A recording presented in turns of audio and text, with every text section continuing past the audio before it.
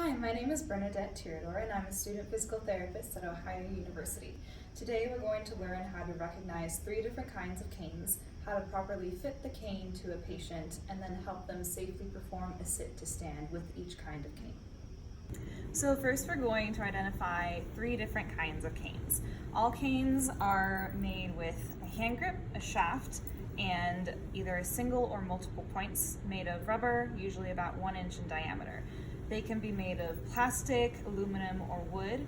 The aluminum ones are easy to adjust with a push button, and you can slide the shaft up and down to make it longer or shorter. Wooden canes are harder to adjust because you have to cut them in order to change the size.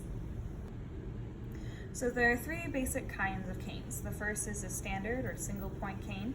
This one is called a J cane because the handle is shaped like a J and the shaft is in front of where you would put your weight down. You can also have an offset handle so that you're putting weight down straight through the shaft. The second kind of cane we're going to talk about is a quad-based cane. These are made of aluminum. There are 2 sizes, large and small based.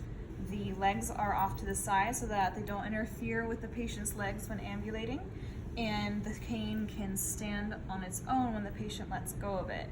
It also has an offset handle so the weight goes directly down into the ground through the shaft.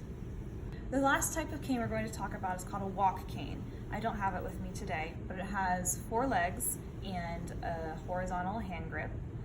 The front 2 legs are angled forward to maintain contact with the ground, and it can fold for easy storage and transportation.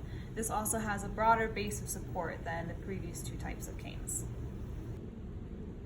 So first we're going to show how to properly fit a cane. To do this, you find the greater trochanter on the involved limb, and you measure from there to the lateral epicondyle of the femur.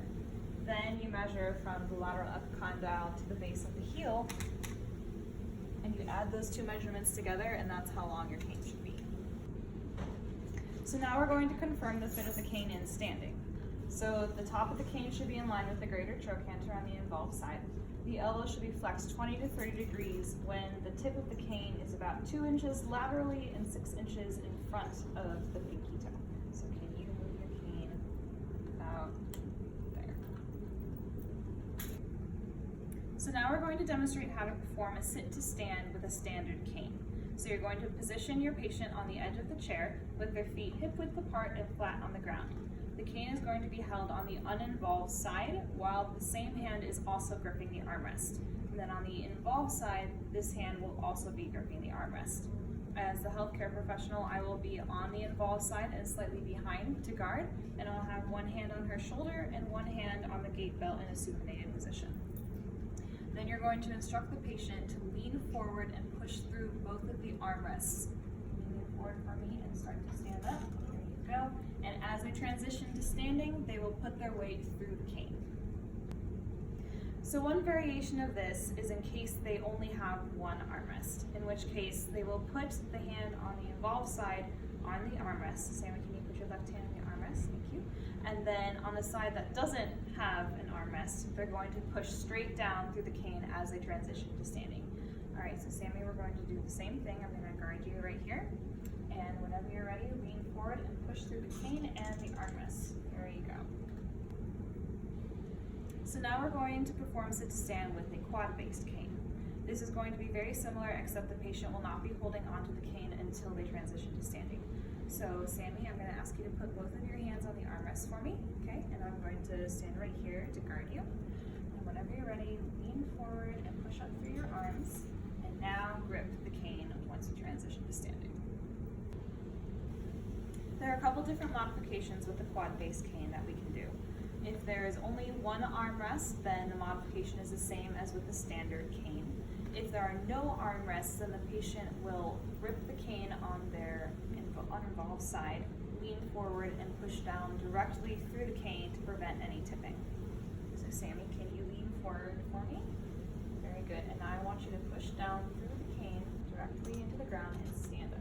Very nice.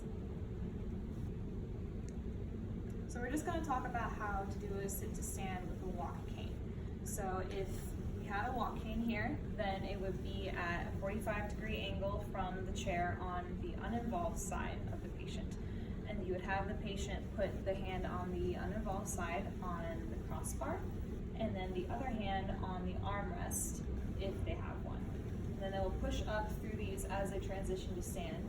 And once they are standing, move their hand from the crossbar to the handrest, and then from the armrest also